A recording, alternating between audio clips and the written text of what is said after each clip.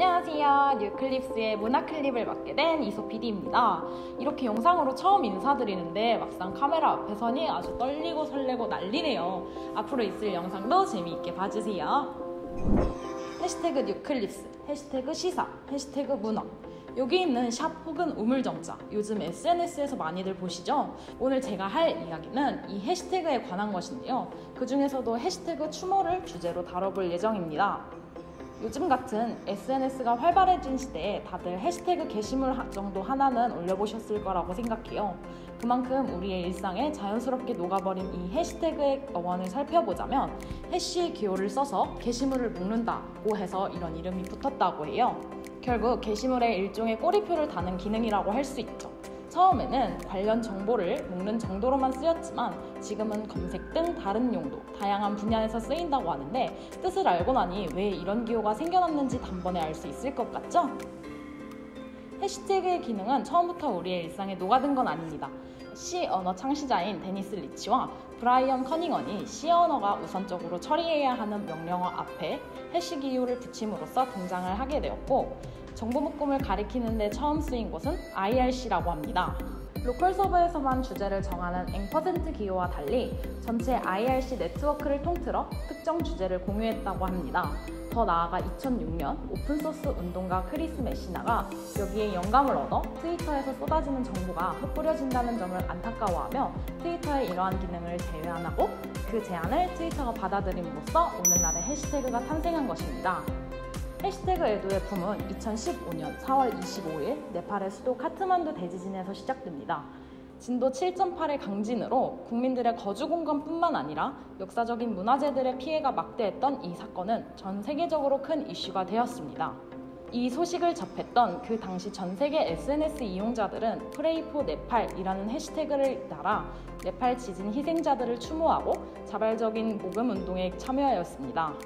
이 사건을 기점으로 해시태그 추모 문화가 완전하게 등장하게 됩니다. 우리나라에도 해시태그를 이용한 추모 사례가 몇 가지 있는데요. 가장 대표적인 사건은 세월호입니다. 정말 가슴 아픈 일이었죠. 2014년 4월 16일에 일어난 세월호 참사는 우리나라뿐만 아니라 전 세계적으로 집중을 받았는데요. 2017년 기준 트위터 코리아에 따르면 14년 4월 16일부터 17년 4월 11일까지 언급한 대화량은 총 2,900만 건에 달했다고 합니다. 이용자들은 해시태그 세월호, 해시태그 리멤버 0416 등을 이용해 추모를 표했습니다. 아직까지도 매년 4월 16일이 되면 세월호 추모 관련 해시태그를 보실 수 있습니다.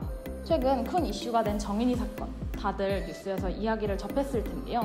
그것이 알고 싶다 제작진과 대한아동학대방지협회가 제안한 해시태그로 세상에 알려지게 되었습니다. 18일 기준 9.8만 개의 게시물이 인스타그램에 올라와 있는데요. 이 해시태그 추모에 수많은 사람들이 참여하고 연예인들 다수가 해시태그 추모를 알림으로써 해외 팬들도 참여하고 있다고 합니다. 더 나아가 진정서 작성법을 공유하며 양부모 엄벌 촉구 진정서의 수도 대폭 늘었다고 합니다.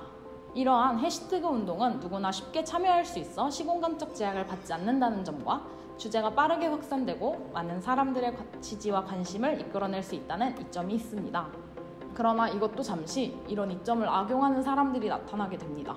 해시태그 정의나 미안해 라는 해시태그로 본인의 업체를 홍보하는 사람들은 물론이거니와 심하게는 이익을 취하려는 사람도 등장하는데요.